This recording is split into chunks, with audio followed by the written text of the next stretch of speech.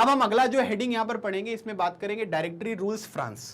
ठीक है, और डायरेक्टरी रूल्स जो भी यहां पर फ्रांस है उसके बारे में हमारा डिस्कशन यहां पर होनेगा। अब यहां पर क्या हुआ कि जैसे यहां पर ये मैक्सिमिलियन रॉबेस्पियर का यहां पर जो है, ठीक है, डेथ होती है, जब उसको गुलेटाइन यहां पर कर दिया जाता है, तो उसके बाद अगर आप देखोगे तो जो जैकोबियन गवर्नमेंट है वो यहां पर गिर जाती है ना, क्योंकि इनके लीडर जो है उन्हीं को एग्जीक्यूट यहां पर कर दिया है। Allowed the wealthier middle class to seize power, और इसकी वजह से यहां पर ये कह सकते हैं कि जो मिडिल क्लास यहां पर था, है ना, जो मिडिल क्लास था,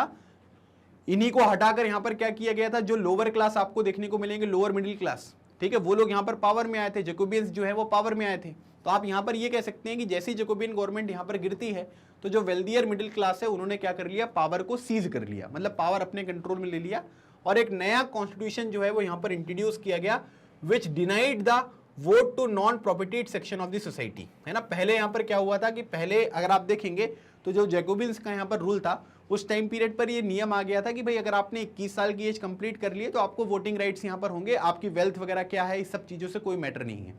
लेकिन जब यहां पर ये लोग वापस पावर में आए, जो वेल्थियर मिडिल क्लास, तो इन्होंने क्या कर दिया कि जिसके पास प्रॉपर्टी नहीं है उसको वोटिंग राइट्स जो है वो हम यहां पर प्रोवाइड नहीं करेंगे, इस तरीके के प्रोविजन ऐड कर दिया गया। और उसके बाद यहां पर क्या हुआ, it provided for 2 elected legislative council. अभी तक क्या था, केवल नेशनल जो असेंबली है वो आपको देखने को मिल रहा था, लेकिन अब यहां पर क्या है कि 2 इलेक्टेड जो यहां पर लेजिस्लेटिव काउंसिल्स हैं उसका प्रोविजन यहां पर आ गया।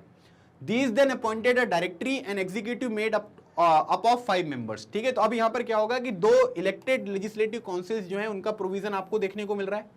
और ये जो इलेक्टेड लेजिस्लेटिव काउंसिल यहां पर होंगी, अभी तक यहां पर क्या हो रहा था कि केवल एक ही इंसान जो है वो चीजों को कंट्रोल कर रहा था, लेकिन अब यहां पर ये लोग किस बात के ऊपर फोकस कर रहे हैं कि भाई एक इंसान फोकस ना करे, 4-5 लोग यहां पर होंगे तो ज्यादा जो काम है वो सही तरीके से आपको होता हुआ दिखाई देगा। इसीलिए अगर आप देखेंगे तो यहां पर क्या हुआ था कि 2 इलेक्टेड लेजिस्लेटिव काउंसिल आपको देखने को मिल रहे हैं, और ये लोग क्या करेंगे, जो 2 इलेक्टेड लेजिस्लेटिव काउंसिल होंगे ना, ये क्या करेंगे कि एक नई डायरेक्टरी जो है उसको अपॉइंट करेंगे, जो कि यहां पर एग्जीक्यूटिव होंगे, मतलब आप ये कह सकते हैं कि 5 मेंबर्स का यहां पर ये डायरेक्टरी जो है वो अपॉइंट किया जा रहा है। तो क्या हुआ भाई, मोनार्की हुआ,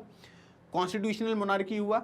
फिर उसके बाद आप देखेंगे तो रिपब्लिक आपको देखने को मिल रहा है, जो जैकोबियन यहां पर रूल था। अब यहां पर एक नया कॉन्स्टिट्यूशन जो है वो इंट्रोड्यूस किया गया है, जिसको हम यहां पर डायरेक्टरी कह रहे हैं। ठीक है, तो डायरेक्टरी याद रखिएगा। अच्छा, जैकोबियंस के जो यहां पर असेंबली इलेक्ट हुई थी उसको हम कन्वेंशन यहां पर कहते थे। ठीक है, तो ये पॉइंट भी आपको ध्यान रखना है। तो अब डायरेक्टरी यहां पर आ गया। This was meant as a safeguard against the concentration of power in one man executive as under the Jacobins. ठीक है, तो अभी यहां पर क्या थी, सारी की सारी जो पावर थी वो मैक्सिमिलियन के पास यहां पर थी, है ना। तो इसकी वजह से अगर आप देखेंगे तो काफी सारी प्रॉब्लम्स देखने को मिली, जो हमने रीन ऑफ टेरर में 1793 से 1794 तक यहां पर देखा। तो अब इन लोगों को ये समझ में आ गया कि भाई अगर पूरी की पूरी पावर का कंसेंट्रेशन केवल एक ही इंसान के पास होगा तो ये काफी डिफिकल्ट हो जाएगा चीजों को मैनेज करना। और इसी वजह से इन्होंने यहां पर क्या किया कि भाई ये 5 लोगों की जो डायरेक्टरी है वो यहां पर अपॉइंट कर दी। तो नए कॉन्स्टिट्यूशन में इसके जो प्रोविजंस हैं वो यहां पर मेंशन कर दिए।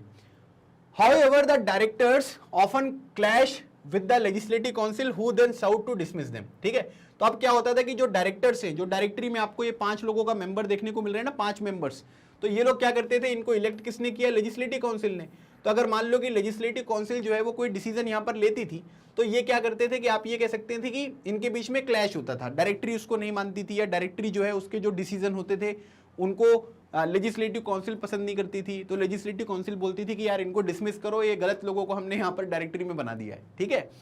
The political instability of the directory pave the way for the rise of military dictator Napoleon Bonaparte. और इसी वजह से क्या हुआ कि जब डायरेक्टरी वाला कॉन्सेप्ट यहां पर आपको देखने को मिला, तो इससे यहां पर क्या हुआ कि इससे पूरे के पूरे फ्रांस में एक इनस्टेबिलिटी यहां पर आ गई, है ना। मतलब जो लोग रूल कर रहे हैं, जिनके पास एडमिनिस्ट्रेशन वाला काम आपको देखने को मिल रहा है, जिनको अलग अलग चीजें यहां पर मेंटेन करके चलना है, उनके बीच में ही जब अगर आप इस तरीके से देखेंगे क्लैशेस यहां पर देखने को मिलते हैं, तो फ्रांस में इनस्टेबिलिटी बड़ी स्वाभाविक सी बात है, और वो चीज आपको यहां पर दिख भी रही है। और जब इस तरीके की इनस्टेबिलिटी आपको देखने को मिलेगी, तो हमने यहां पर रशियन रिवॉल्यूशन में भी यहां पर देखा था, हमने Nazism and rise of Hitler में भी यहां पर देखा था। वहां पर क्या होता है कि एक डिक्टेटर जो है वो आपको देखने को मिलेगा, और वो यहां पर कौन है, वो मिलिट्री डिक्टेटर आपको देखने को मिलेगा, नेपोलियन बोनापार्ट। आप ये फोटो में देख सकते हैं, और इसके साथ ही साथ यहां पर ये बहुत ही फेमस फोटो है, ये नेपोलियन बोनापार्ट की फोटो आपको देखने को मिलेगी। तो इस तरीके से यहां पर क्या है कि चीजें जो है नेपोलियन बोनापार्ट के लिए अब यहां पर जो है वो बनती हुई दिखाई देगी। मतलब रिपब्लिक भी यहां पर बन गए,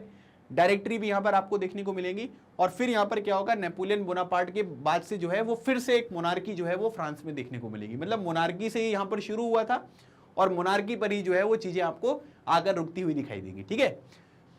Through all these changes in the form of government, the ideas of freedom, of equality before the law and of fraternity remained inspiring ideas that motivated political movement in the France and the rest of Europe during the following century। मतलब हमने यहाँ पर क्या किया, हमने जो अलग अलग तरीके के इवेंट्स हैं, है ना, ये सब चीजें हमने यहाँ पर पढ़ी हैं, ठीक है। आप 10th क्लास में भी जो है वो फ्रेंच रिवॉल्यूशन के बारे में काफी सारी चीजें पढ़ेंगे, ठीक है। तो अभी क्या हुआ कि पूरा का पूरा जो यहाँ पर ये इवेंट्स थे, है ना, फ्रेंच रिवॉल्यूशन से रिलेटेड, वो फ्रेंच रिवॉल्यूशन से रिलेटेड हमने सारे इवेंट्स पढ़ लिए।